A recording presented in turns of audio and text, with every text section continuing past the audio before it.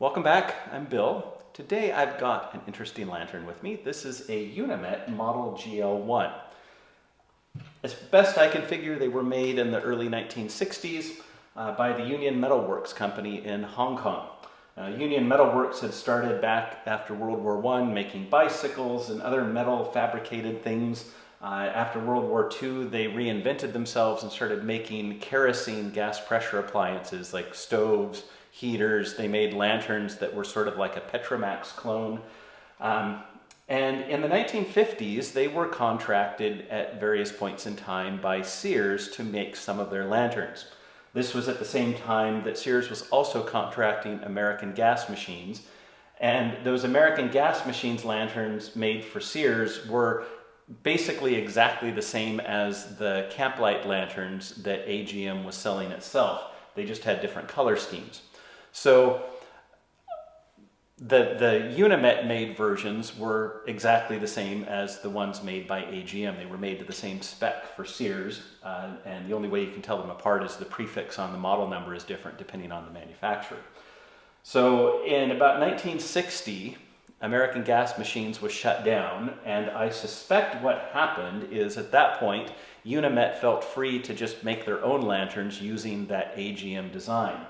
So for roughly 5-ish years, they did so. In the mid-1960s, their gas pressure appliance division, or their factory in Hong Kong, was sold to Ash Flash, and Ash Flash took over, and I've got another video coming up with one of their first lanterns, which you'll see is, again, virtually identical to those AGM-style lanterns made by Unimet for Sears. With Ash Flash, they evolved over time through the 70s until they stopped making them. But Unimet made, as far as I'm aware, the GL-1. This is sort of a European style when it comes to the vent. They're a little odd here. That's why I say, as far as I know, this is a gas model, but with this pressure release thumb screw on the fuel cap, it makes me wonder if these might also be designed to use kerosene, because this would be a very unsafe thing to have on a gasoline lantern. The fumes coming out could ignite and you could have an explosion, but that's not the case with kerosene. Kerosene models usually have these, and that's how you let the pressure out. So there's the GL-1. There's at least one other variant with a red collar, but they look basically like this. I've never heard of a GL-2. There's the GL-3, which came in red or green. Some of them were badged under the brand name Camper, and they are essentially the same as the single mantle camplight lanterns that AGM was making. And then there's a GL-4, which again is very similar. The burner's slightly different, and it's a 2-mantle lantern. I have yet to acquire one of those, but I've got the others. So these are certainly not common, at least not here.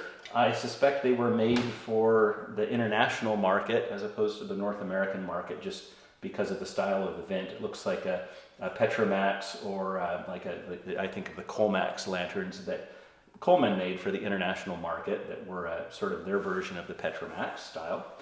Yeah, last summer my wife and I were on our way home from bicycling up in the Okanagan, and we were passing through Vancouver, and I thought, I'm just going to check Facebook Marketplace and Craigslist around Vancouver to see if there's anything interesting here, and this popped up at a very reasonable price, so I stopped on my way through Vancouver and picked it up. So I really haven't done anything with it. It looks like it's in pretty good shape. I'm assuming this is chrome plating, not nickel plating, just because I know the Ash Flash lanterns were chrome instead of nickel. That said, chrome seems to rust more, and I don't see much rust here.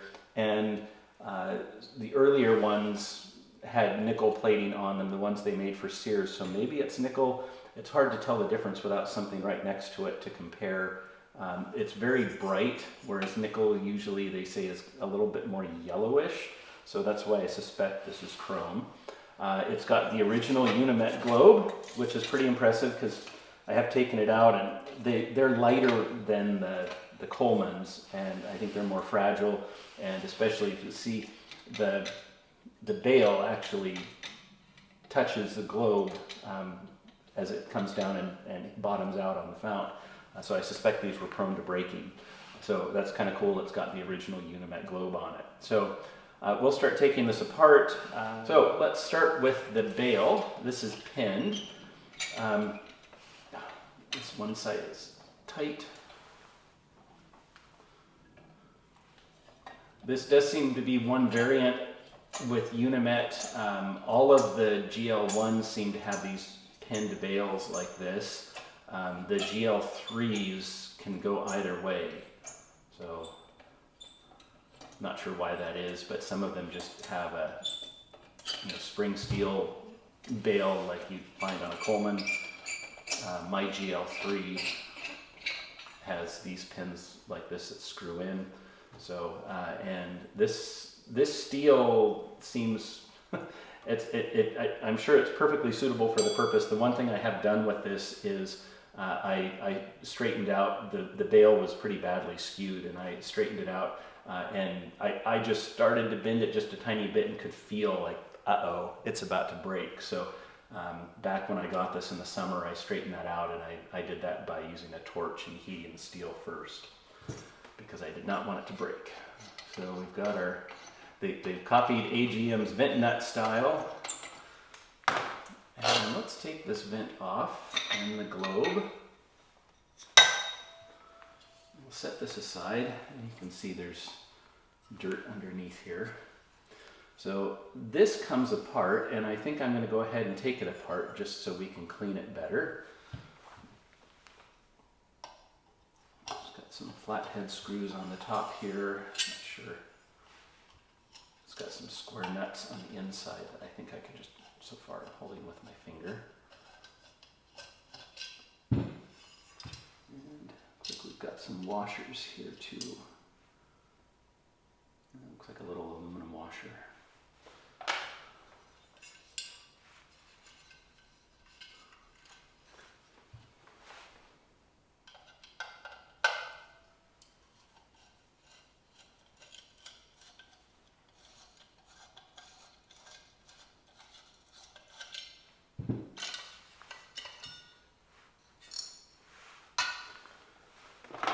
All right, there's the top. It's nice and sooty on the underside. I think this all should clean up pretty nicely. And there's our vent cap, again, very similar to a Petromax. All right, well, let's see if we can get this little nut, or the little bolt out. This holds the whole top down, and we may be able to lift it over the generator. I think I usually do that.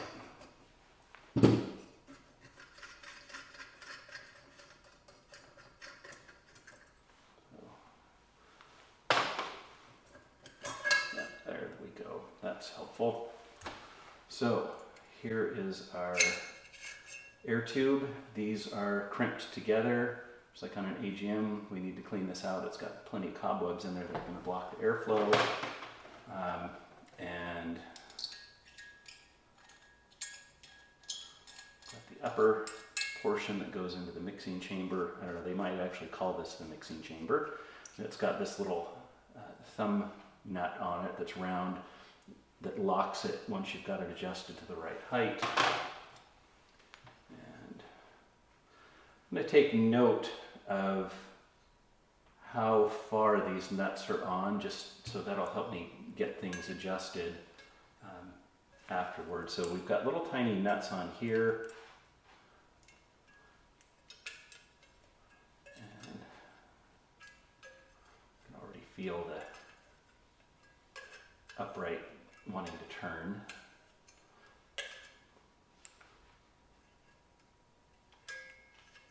That's loose enough, I can get it off with my fingers now. So I'm also noting, I think the GL-3 I worked on last was similar. This side has shorter threads than this side. So that's something I want to take note of. The side with the longer threads goes over here next to the intake for fuel and air.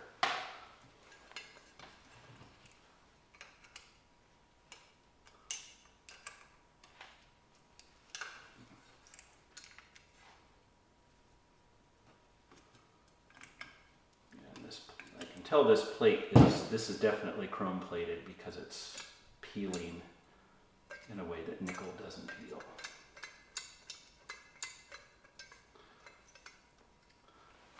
All right, now just a note for when we put this back together.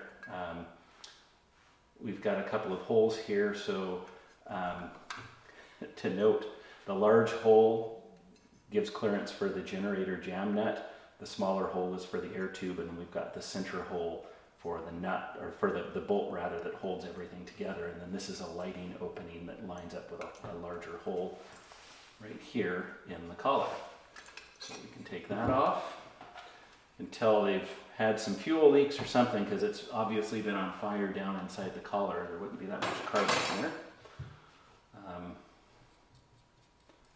These little nuts usually just come off very easily. Sometimes.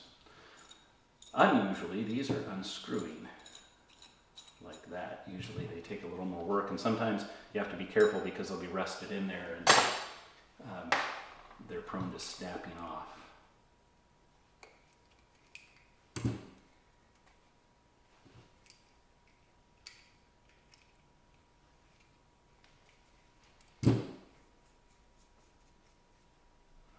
So we've got short threads at the top, both of these. It is interesting. I don't know if maybe it's just a matter, you can see this actually has more threads at the top than the other one does. They're not very even, and they're not very even here either. I suspect it doesn't actually matter which side they go on. I suspect it's just a matter of their machining at the Unimet Metalworks factory wasn't as precise as, say, it was at the AGM or Coleman factories. We've got another remnant of old mantle on there. So the burner cap on these is actually cast as part of this whole manifold or mixing chamber. The vent stud will unscrew, but they're usually stuck in there. I don't have any reason to actually take it out. I can get a brush in here and clean everything out. So I'm going to leave this in place because they are notorious for just snapping off. You've got to use a lot of heat and quench to break them free, and then even then sometimes they don't. So I'm just going to leave the vent stud in place since there isn't really a particular need to get that off.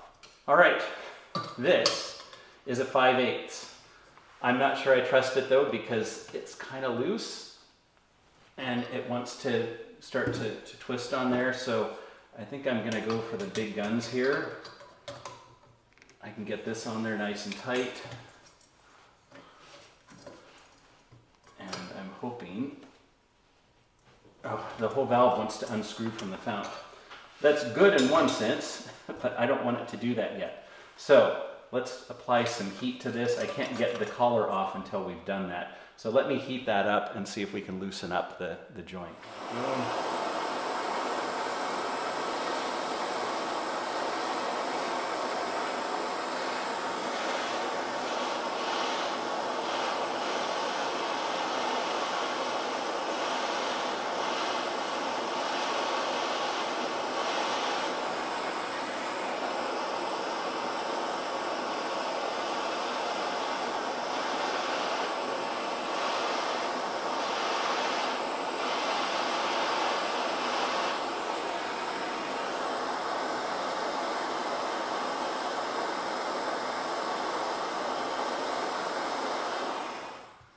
Okay, let's see if that freed anything up.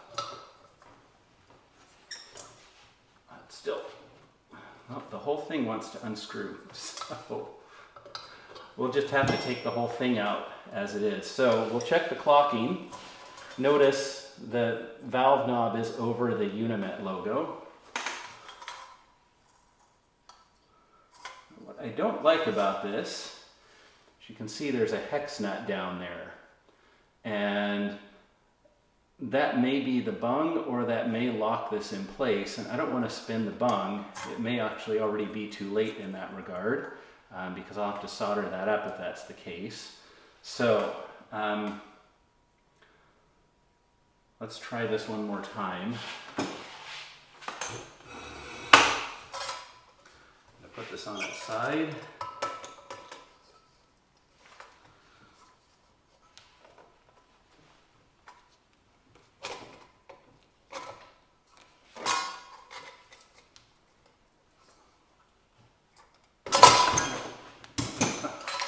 There we go. Okay.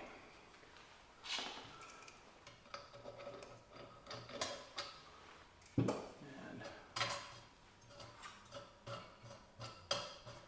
just a little bit warm. Okay. Since it's hot, let me just pull this up with the pliers. And yep, that's hot too. So this is our cleaning needle. Thankfully the needle's in good shape. Just fuss this around a little bit.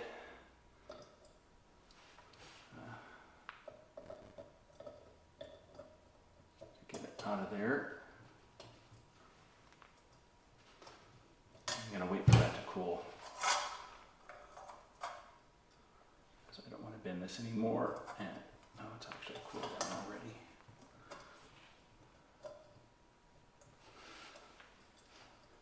As you can see, the tolerances are not the same as they are with a Coleman. So there's a little claw in here, and normally I would expect it to rise up a little bit more than it does to release this, and it's not.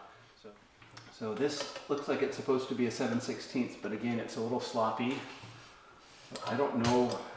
We'll try this and see. What I'm seeing is that it's wanting to bend with the whole fount. So we need to heat this connection as well.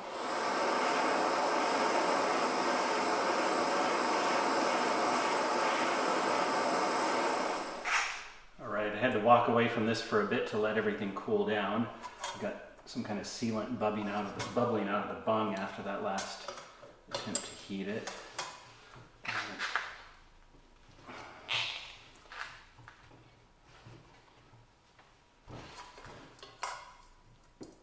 There we go.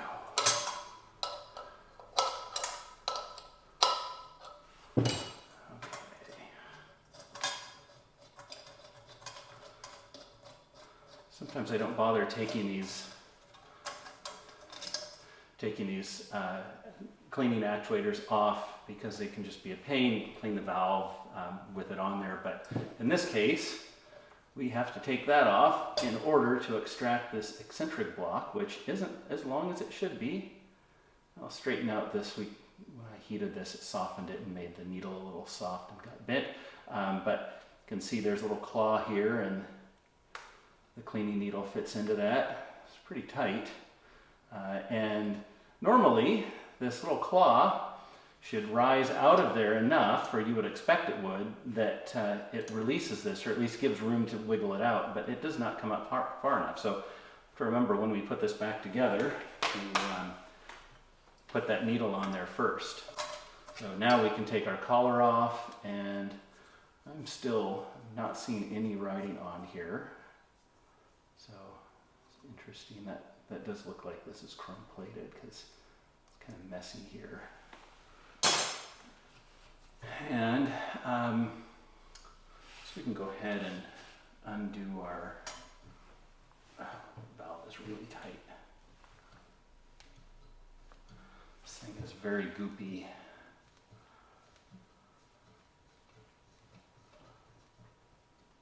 That's as far as that unscrews. I think this is 9/16, so let's see if we can. I think we need to put something on here to try to hold it, because it's tight enough. I have a feeling it may. Oh, it wasn't that bad. I was kind of expecting it might want to bend the fount, and actually, while I was waiting for this to cool down, I was just kind of curious. I did put a magnet on this, and it's non-ferrous, so that tells me the fount is actually brass. So this probably is nickel plating. I think you do nickel over brass. Some of you guys who know more about that than I do can probably comment on that. And boy, that doesn't want to come off. Let's see if we can. It feels like it wants to unscrew. Yeah, that's good. place. There we go. All right, so there's our graphite packing. Interesting that there's some kind of fiber. Almost, I wonder if this is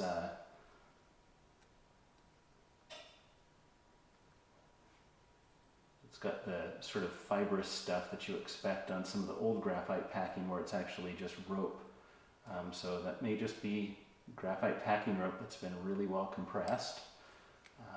But that's our knob, and it's press fit on here. This is knurled. This doesn't want to come off, and I don't want to, this is a fairly hard plastic, it feels like. I don't want a chance breaking that, so I'm just going to leave that like that. And let's see, what size do we have here? Bigger than 5/8. 11/16, I guess. So let's try unscrewing this. I have a feeling it should unscrew pretty easily.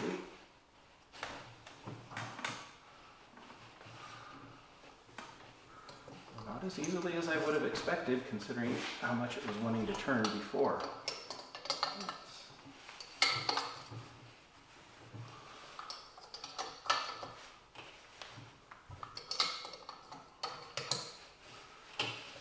And here's hoping that we haven't spun the bung.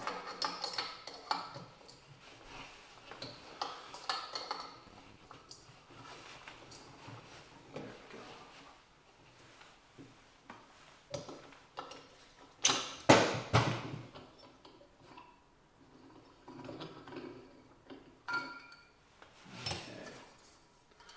Yeah.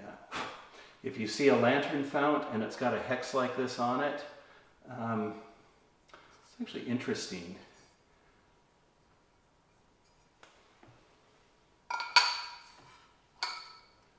It looked like it was spinning earlier, but I don't think it did.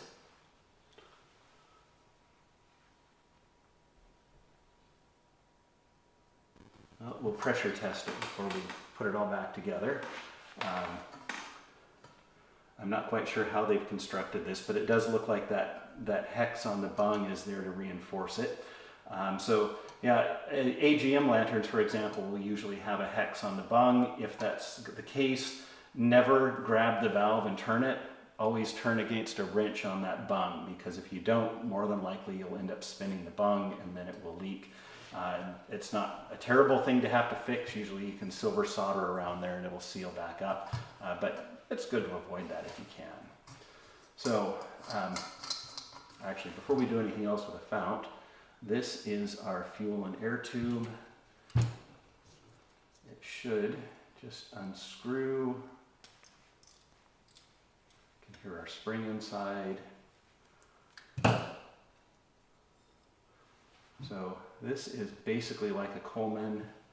I don't know that the tip comes off on these. Sometimes they do, sometimes they don't. And that doesn't want to turn. I don't want to break it. It may be soldered in place, but these have a tip very similar to a generator tip on them. It's a little tiny orifice. It just highlights how little fuel these actually need to run. And this is metered like on a Coleman with an air wire. And we can pull it out, and again, it's just like a Coleman. It's designed a bit differently. It's got a smaller needle. You want to be careful with these. The Unimet ones, I don't know what this needle's made out of, but when you're cleaning it, I'll put this in some citric acid to clean it, but I want to keep an eye on it because this needle down at the bottom, I've noticed on the Unimet ones, if you're not careful, it can have a tendency to just kind of it doesn't quite disintegrate, but it will split apart into little segments that'll splay out and make it difficult to get back in, and it won't work quite right. And there's our spring. The top of this is just like on a Coleman. There's a little shoulder here. This rides, the top of it rides on the valve stem, and the valve stem tip pushes it down and releases it. So yeah, that's the valve there. And before we go any further, I'm wondering if I should clean this up. I think I'll wait. Actually, you can see now that in this light the bottom is brass. So I think we'll be good to put this in some citric acid to clean it. I was concerned about that, so I was thinking about just trying soap and water before polishing it, but I think we'll do citric acid. This is our fuel cap. This guy seems to be captive. It only wants to unscrew so far, so that's not gonna come out. And our fuel cap gasket, so far, doesn't seem to want to come out easily. So I'm going to leave it in place. It's getting hard, but it's still soft enough that it makes a good seal. I've already verified that. So we'll leave that the way it is. We've got our cleaning actuator here. I think I showed you that already. We'll put that over on our parts pile. Some of this crud, there was dirt caked in the rim all under there. Now it's falling out. All right, we've got one little screw here. I don't know if it's missing from the other side or if they only used one screw, hard to say. It's the one thing on here that's just a little bit rusty, and that should unscrew our pump tube, and there's this crystallized goop down in there. Everything looks clean. So, that's what it is. Our pump leather is going to have to be replaced. I've rarely seen one that dried out and that hard. So when they're that bad, they're pretty much impossible to recover. So let's set this aside for a minute and let's deal with the non-return valve that's down there. At least I'm assuming this has a non-return valve because the Unimets usually do. So on these, you probably can't see down there, there's a non-return valve down there and it just has a slot in it. So you find a large screwdriver and get it in that slot.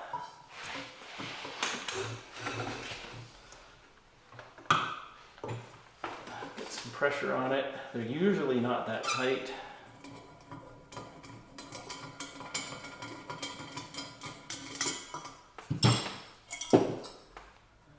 There's thread in there, and this is our non-return valve. We get a screwdriver in there, and then this end is threaded as well. I think I need a bigger screwdriver than that.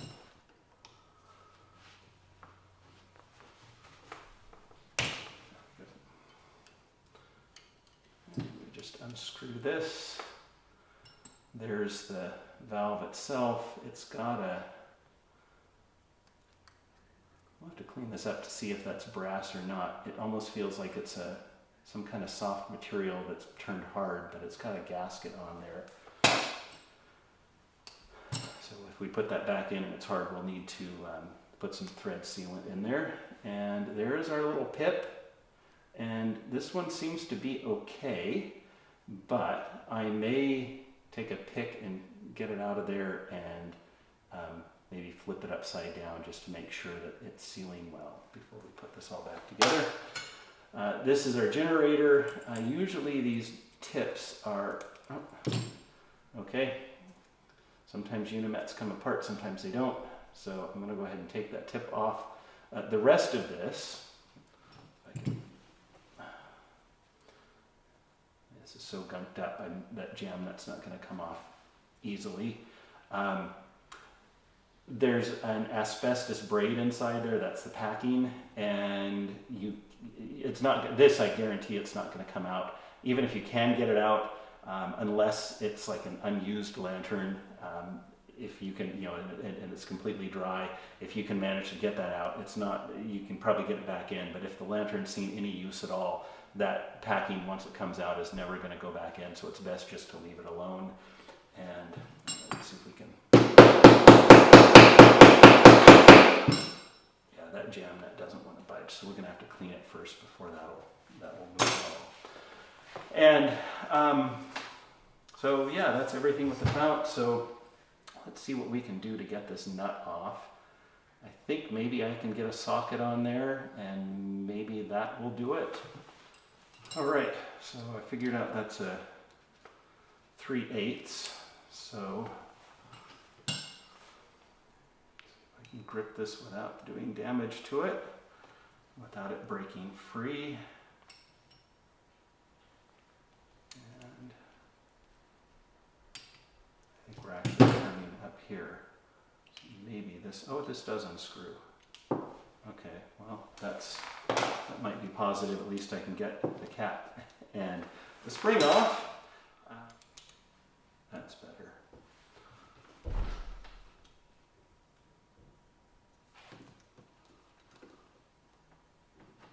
There we go. So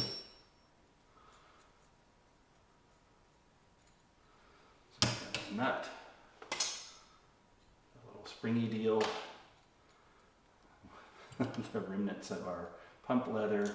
And we've got that backing plate here, which actually just sits loosely on there, so I'm surprised grabbing that actually did anything. And then we've got a little cylinder that's a spacer centering thing for that pump leather. So that is now everything, I think. Considerably more effort than I was anticipating for a Unimet, but it's all apart, and I think everything has survived. I do want to do a dunk test on this guy before we put everything back together, but let's get it all cleaned up first. Welcome to the kitchen. You can see I've got the brass parts on the left and I've got the plated parts on the right. When those plated parts come out, I will add the non-plated steel parts with a stronger solution. This is citric acid, approximately 1 teaspoon of citric acid powder to liter of water. And I'll let these simmer away for about 20 to 30 minutes. And that should be more than enough for all of these. Once the plated parts come out again, I'll put the steel parts in, and the last thing I'll put in is the fount. I'm going to clean these glass and enameled parts and also these plastic parts with some simple green and water.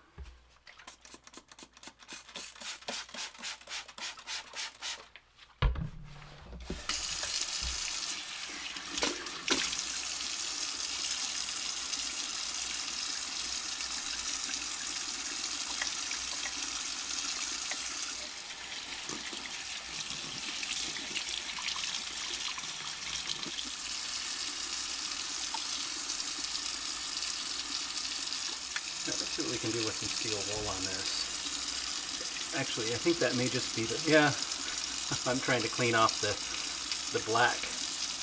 That's not soot anymore. Boy, that's just a really messy porcelain job.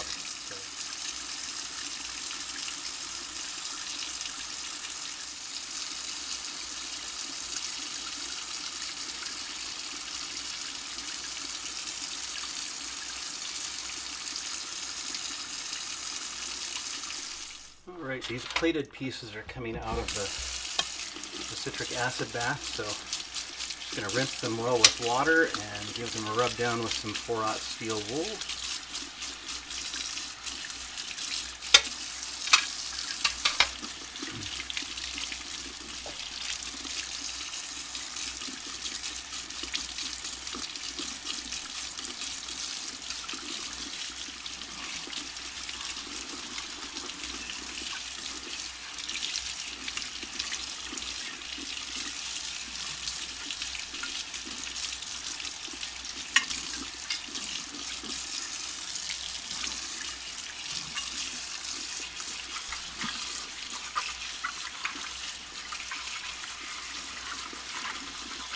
Right, there's our fount. Looks pretty good. Give it a good rinse.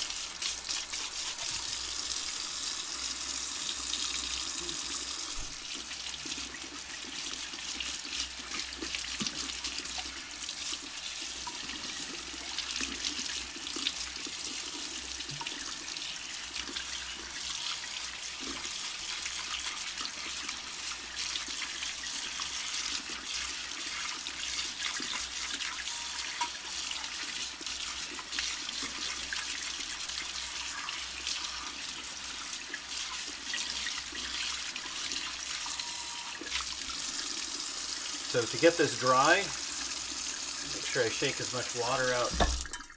Here be better. I'll shake as much water out as I can, and then I will put some paper towels in the bung in here and shake it around just to absorb any leftover water. And then whatever little bit is left, I will pour some methyl hydrate in here.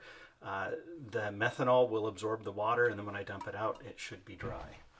It's time to put this back together. I know I mentioned I'd probably polish this, but I'm pretty sure this is chrome. There's nothing I could do to make this look any better than it is. It's pretty much perfect. A few little rubbing marks here and there.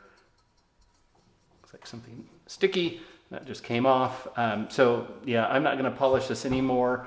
The brass parts, they weren't highly polished from the factory. Sometimes I highly polish them. Usually I do with the buffing wheel. Today we just did 4/0 steel wool, and that's probably even shinier than they came from the factory. So I'm going to put this together in stages because, again, there are a number of things I want to check on this. One, the fuel cap does seem to hold pressure, but I want to check the cap gasket because I'm not replacing it, because this is a difficult one to replace. It's an unusual size, and I don't have anything like that, and I'm not aware of anyone selling anything like that. So I'd probably have to have someone cut me one specially. So it was holding pressure when I got it, so I think it's all right, but I want to check that. I also want to check the non-return valve to make sure it's not leaking. This pip looks really good after having been remoistened. So I think that'll be okay, but I want to check that because we've got a failure point there too. And I also want to check the bung here. So I'm going to put the basics of the valve in, and we'll pump it up, and then I'm going to do a dunk test on it and check for leaks here, here, and here. This should be easy to fix. If we need a new pip, I can cut a new one. But I am a little concerned with this bung. When I was trying to unscrew the generator, the valve turned, and it looked like this bung turned. I'm not 100% sure. It doesn't look like it's turned when I inspect it visually, but I want to make sure if we've spun the bung, then I'm going to have to silver solder around there to seal it back up. I hope I don't have to do that. I don't think I will, but just to be safe. So there's our fuel cap, put that on, and we'll put our non-return valve back together. Like I said when I was cleaning this, it's actually got a lead gasket on here, so that shouldn't be a problem resealing, but I'm going to put some thread locker or thread sealant on there just to be on the safe side. So we'll put our spring and pip back in and make sure they're lined up properly. What happens is that pip, which looks like it's almost some kind of rubber, sits on that hole there, and it's spring loaded, so that seals it.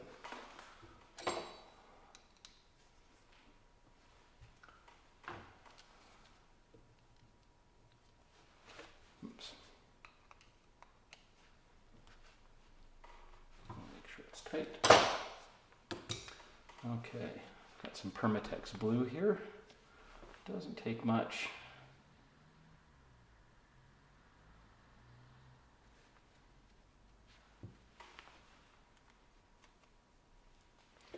And usually we can get this lined up and just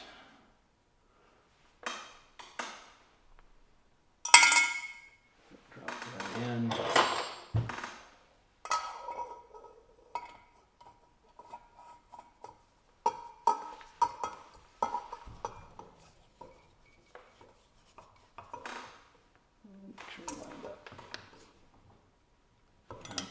Probably tighter than it was to begin with. And because we need to pressurize it, we need to put our pump together. So, oops, all right, little handle. The cap, the spring, little backer plate. Got this little spacer. Got a new pump cup, and interesting, there are actually two of these. I doubt there are supposed to be two, but we'll go ahead and put them both back on. I think they seem to line up pretty easily.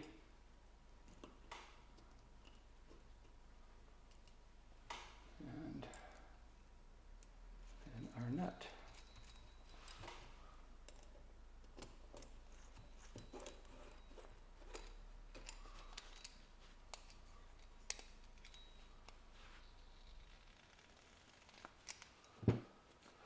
Notice, unlike a Coleman, this doesn't have an air stem in the middle.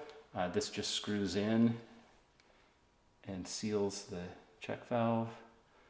And I'm oiling this with some 3-in-1 oil. Use neat's foot oil, basically anything that's not a vegetable-based oil.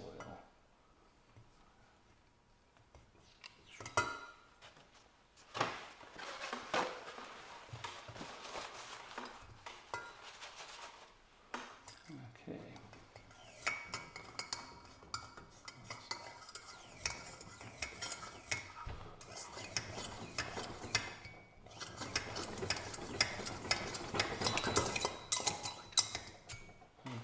Getting some pressure in there.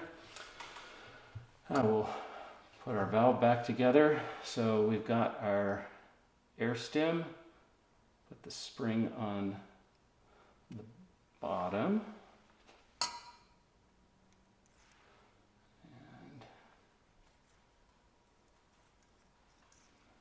we need to straighten that wire out just a bit.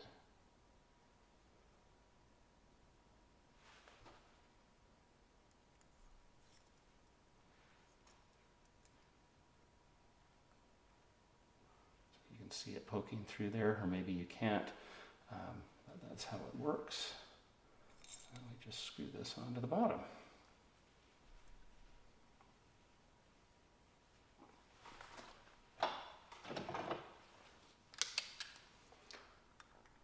And make sure it's snug. And that's our valve. And I'm going to use some thread sealant on this as well. It's a brass on brass fitting, and if we want to get it clocked right, we want the valve sticking out over the Unimet logo, and kind of once you've taken it apart, it won't be quite as tight ever again, unless you go past that point.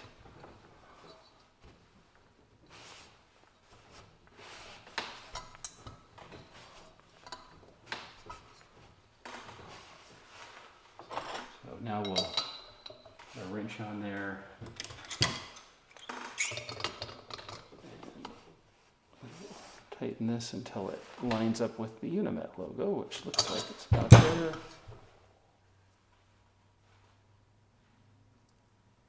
Yeah, I think that's perfect. So to test pressure, all I need to do is put the valve stem in. That shuts off the valve here. You can put the rest back together once we've confirmed that this part is okay.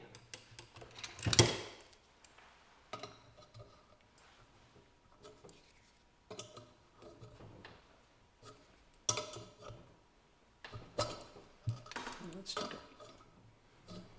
that. Actually, just screw it in. It's too tight because it's unscrewed. Basically, you want to tighten the packing nut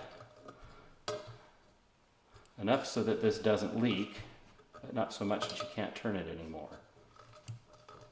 That's probably about good. Okay, here we go. All right.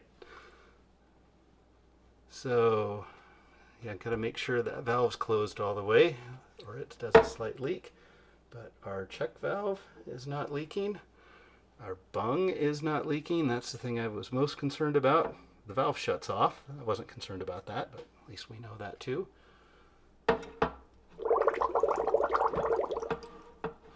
So we are good to put the rest of this together. All right, what should we do next here? I guess we should probably put the collar back on. That's going to sit here like this. This is our lighting hole. We've got the large hole here is what the, is that right? It should sit about there. The large hole here is for our tip cleaner. So I'm going to start to thread that in.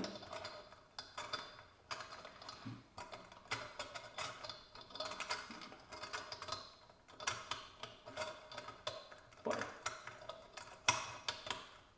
it doesn't want to cooperate. There we go.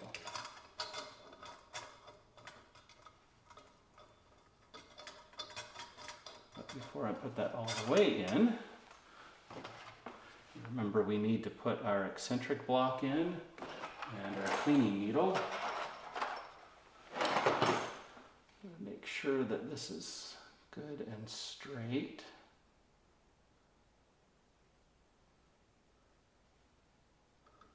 A little bit of a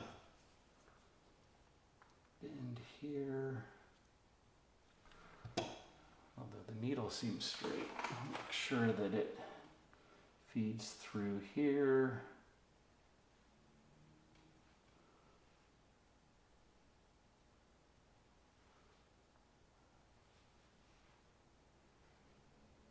Without bending. That's good.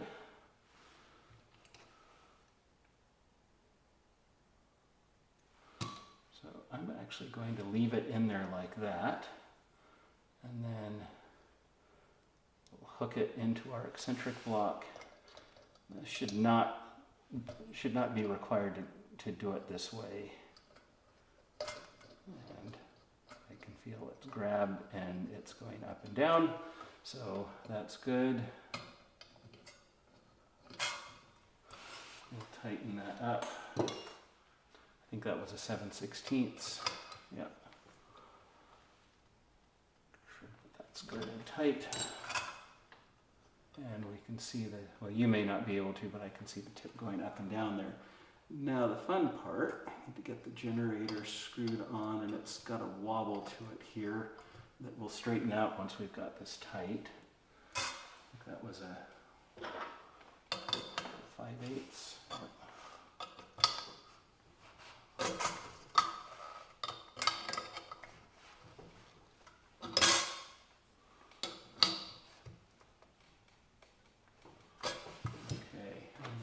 Tip.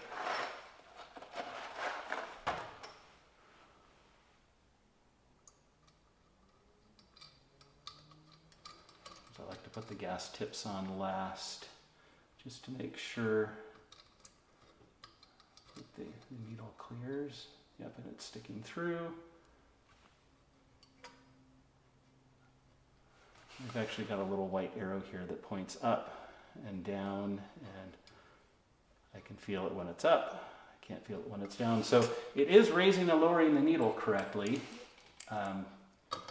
It's just seems to be a poor design that you've got to take the tip cleaner or the actuator off in order to get the eccentric block out in order to change that. So, okay, we'll set that aside for now, and we'll put together our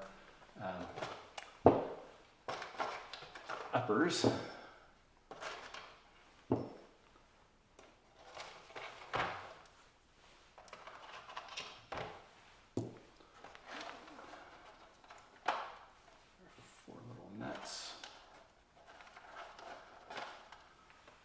Oh, and remind me, we need to put our disc back on, and we need to put a screw in here.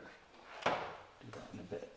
So, this is the one thing that I thought about polishing. The problem is the plating is peeling off in places, and I think polishing it would end up damaging the plating more than it already is, so I'm going to leave it the way it is. So, we've got our manifold, and we've got our two posts.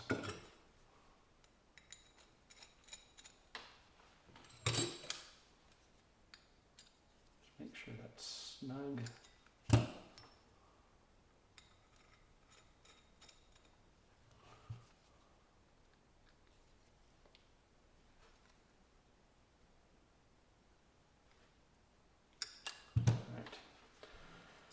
And so now think about putting this back together.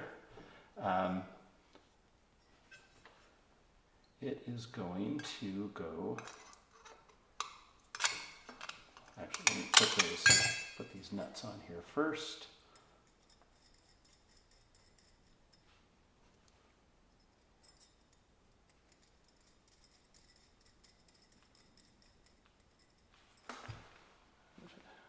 Eyeball it here, but I think pretty even. And that's about where they were to start with. So now, position this on here. You remember the big hole goes over the generator. The whole thing just kind of sits on there like that. Why is it lopsided? There we go. Gotta get the collar in the right position too. Still looks a little bit lopsided to me, but maybe it won't when we got it together. So these posts go through their two small holes here. And we know it's going to go this way because we've got the air tube that'll sit here, and then this guy feeds up into the manifold. So we can get this. I think this needs to come down a little bit to get this level. Does that look better to you? That looks pretty good to me. We can still fine tune it.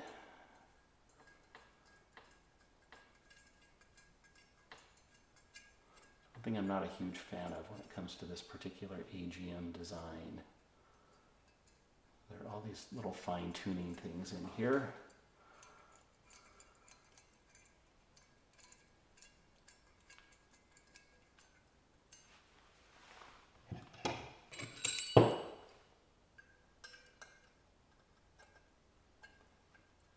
Screws are kind of a pain to tighten. Don't over tighten these. If you do, the nuts are so small you can easily split them.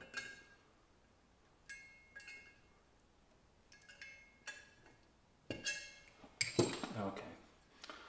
Now, get this guy on here. And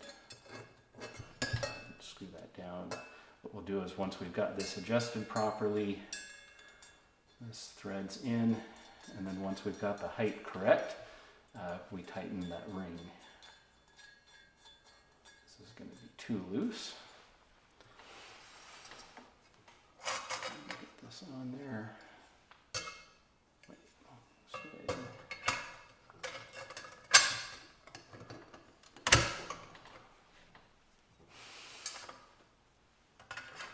Before we do that,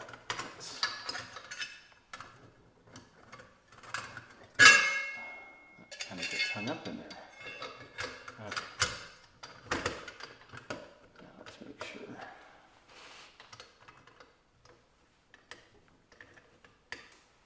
Okay.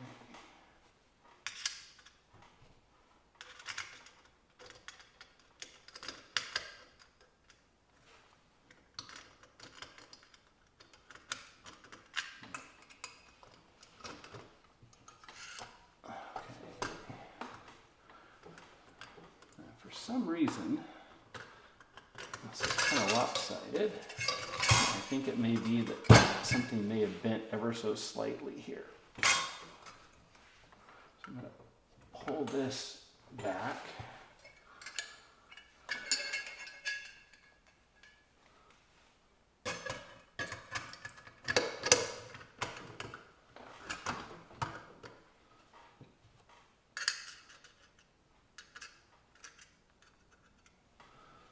Sometimes these center bolts are a bit of a pain to get back in place. This just doesn't want to line up quite right. There we go. Okay, I'm not going to tighten it all the way. I want to make sure that the collar is seated properly. Okay, that all looks good. So now what we want to do is unscrew this guy here until that seats fully inside the mixing chamber. You see we've got, this comes up, it sits on the generator. And make it fairly tight so it doesn't wiggle around too much, and so that it's not leaking air. So that should be good. And then we just make it finger tight, put the lock ring up.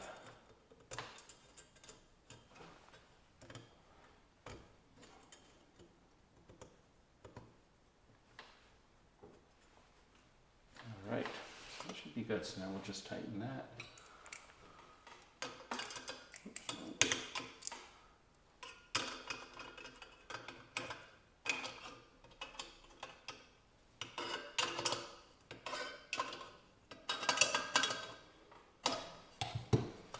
I don't think anyone's ever had this apart before, but you can tell that gets pretty tight and it pulls the plate down. We've got a couple little things left here. We've got this, and somewhere we've got our screw. And this actually works better than glue. A little tiny dab of thread sealant on there, and that will keep it from spinning.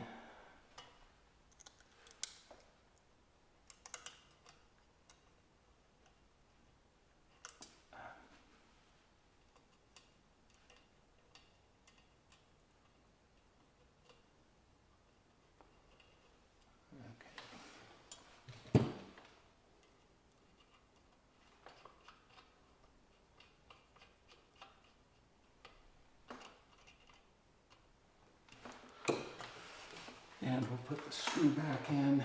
This is the only thing that really got rusty.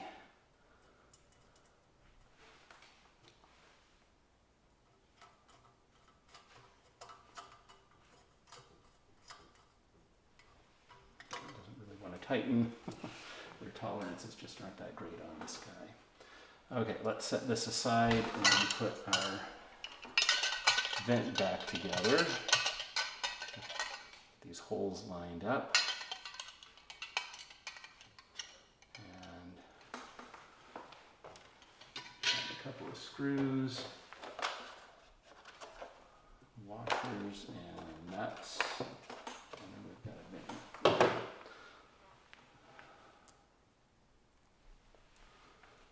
So we'll go ahead and do one of these at a time. The washer goes on the top there.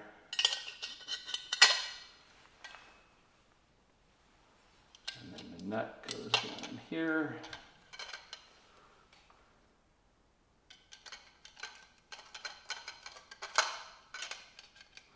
I'm really happy with how this vent cleaned up. I suspected it would clean up nicely, but it had a few little scratches on it.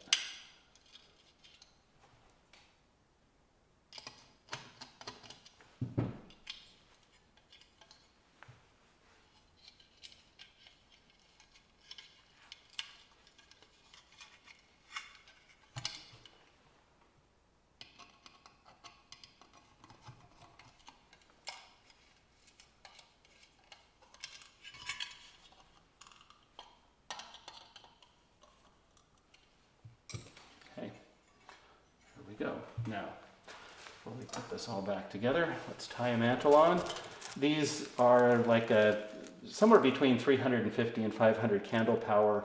They can run really bright, and you could probably run a 111 on them. A number 21 is definitely too small. It's only going to hang down here. The generator's down here, so if the mantle's only coming down this far, it's not going to heat the mantle up or it's not going to heat the generator up or keep it hot. So it's also just too small. It's going to overflame.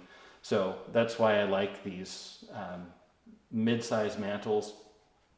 You can use a Coleman 99 or a Peerless 24A. And like I said, some of these you can actually get away with a 111. The original AGM forebearer of this, the 3016, I run a 111 on.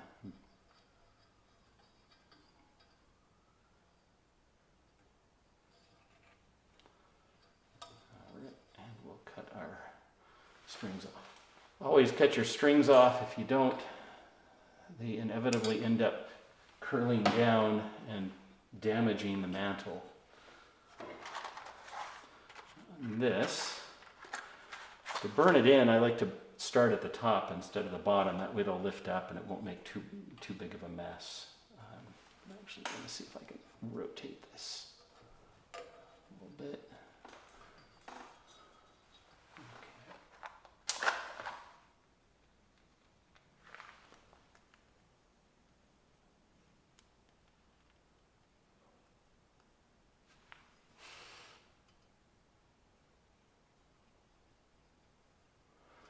See, as it shrinks, it'll lift itself up.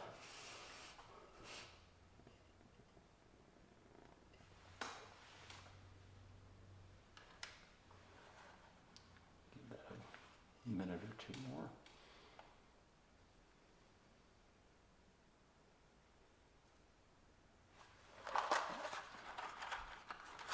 Let's make the bottom.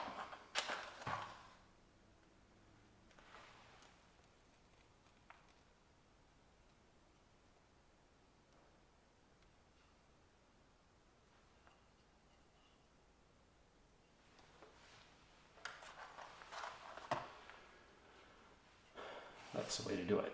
So, show you the pressure. Okay, it's empty.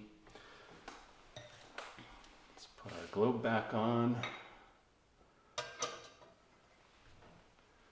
And our vent. And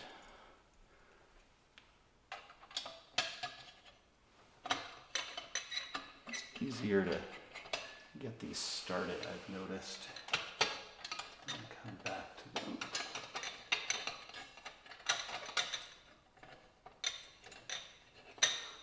Now, since cleaning this, these are turning much more easily. So, all right, there we go. Vent nut. So I'm going to, that looks nice, doesn't it?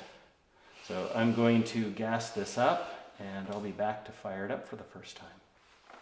All right, we're gassed up. Let's pump it up and see if she'll light.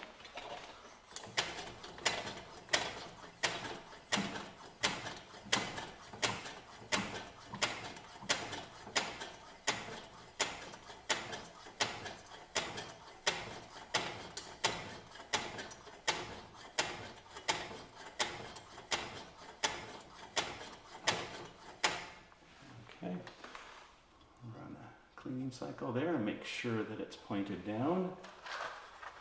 And I'm going to crack this open. What I want to listen for is a hiss and then a sputter. When there's a sputter, at that point I know that fuel is getting to the generator.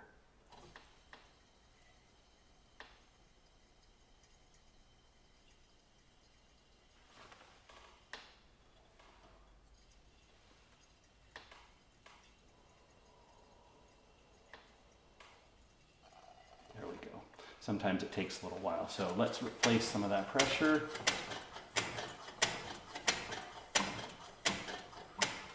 I did make sure the generator was dry as best I could, but sometimes the first light up, it takes a bit for the fuel to get there. And I'm also concerned the generator may still be a little damp inside. So.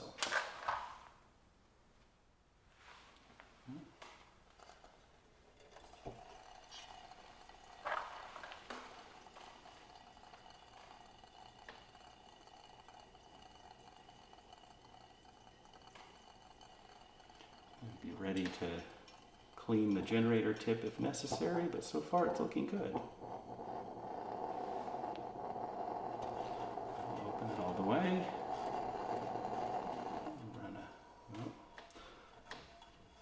Put it out. Like I said, these can be cranky on their first light up just because of that fat generator, and if there's any water in there.